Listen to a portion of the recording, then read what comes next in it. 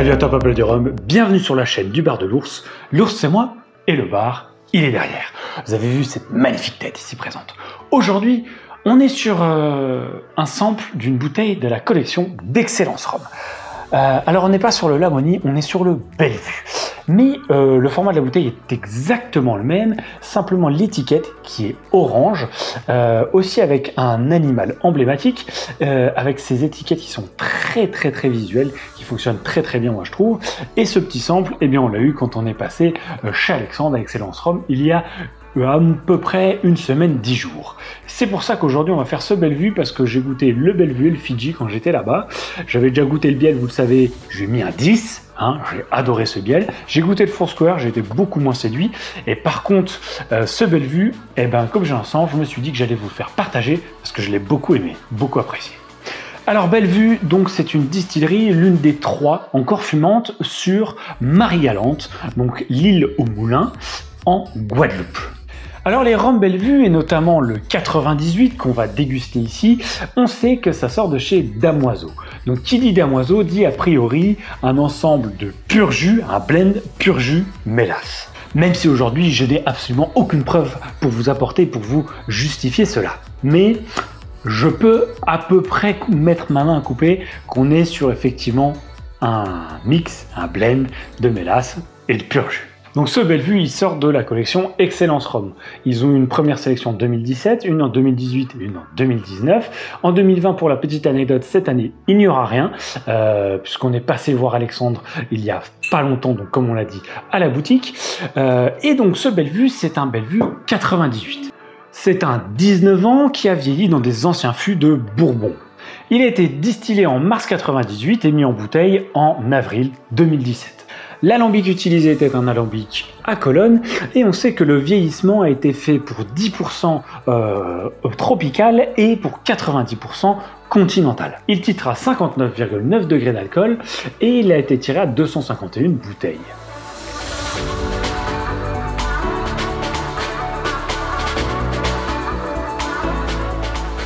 Alors la robe elle est très foncée, il y a des reflets acajou, légèrement ambrés et on est sur quelque chose qui est un tout petit peu gras dans le verre.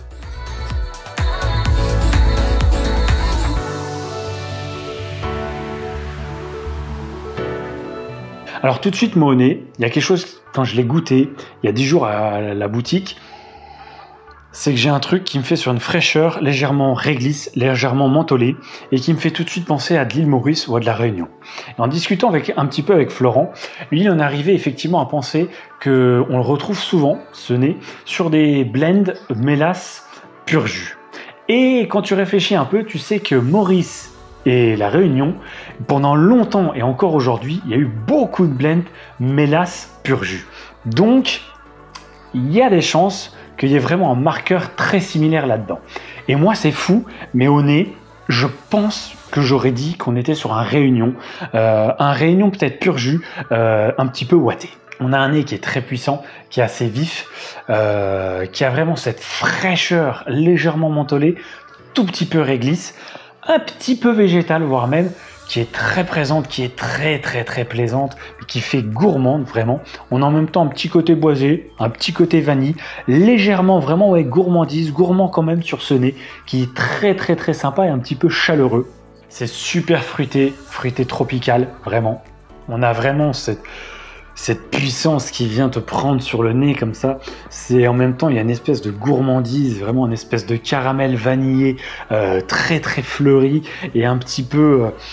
ouais, un petit peu sur ces notes de menthe, vraiment un côté vraiment végétal menthe, très présent avec ce côté vraiment très léger, un petit peu sec.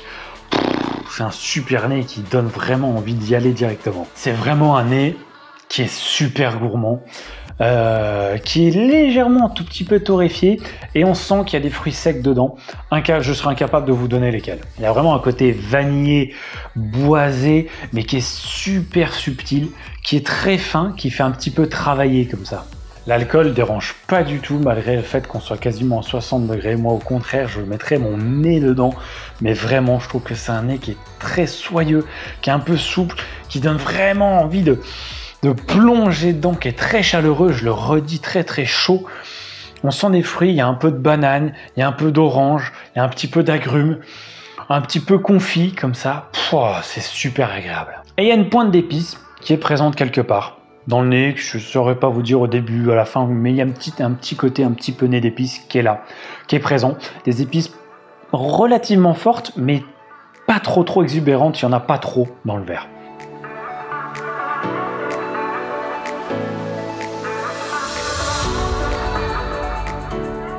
C'est exactement ce que je recherche aujourd'hui.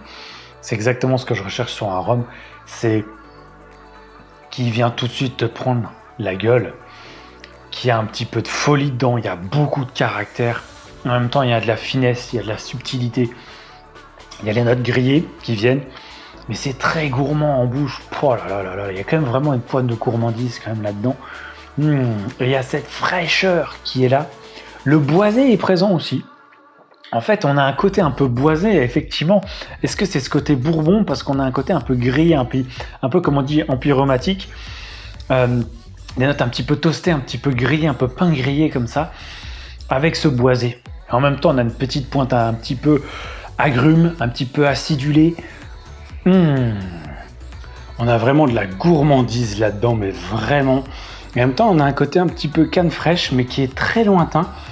Et on a un côté boisé, qui moi me fait un boisé qui est vraiment un boisé un petit peu fin, un petit peu travaillé. Et ça, j'aime beaucoup. Ça ressemble un petit peu à un profil légèrement comme sur des toastés, sur des embouteillés sous bois comme ça. On a des agrumes, ça c'est sûr, clair et net. On le sent. On a un côté caramel. Un côté caramel de sucre comme ça, mentholé. Et 59 degrés sont vraiment bien.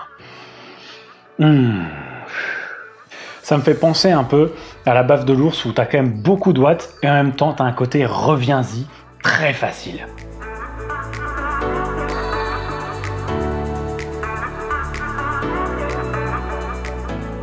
La finale, on a vraiment une très belle persistance.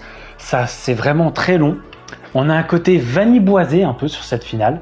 C'est long, c'est très long, ça reste en bouche, légèrement épicé. Et on a vraiment un côté marmelade d'orange sur la fin, vraiment sur la fin, toute fin. Marmelade d'orange un tout petit peu épicée. Qu'est-ce que c'est bon. Et on a un petit côté un peu café, présent entre le milieu de bouche et la finale. Mais il n'est pas trop présent, trop exubérant, parce que je suis pas un grand fan de café et ça me dérange pas du tout, au contraire. Ça fait presque même un petit peu café au lait. Ça me fait penser en bouche, de loin, mais à un Damoiseau 95 en beaucoup moins boisé. Il y a le côté marmelade d'orange, peut-être légèrement poire.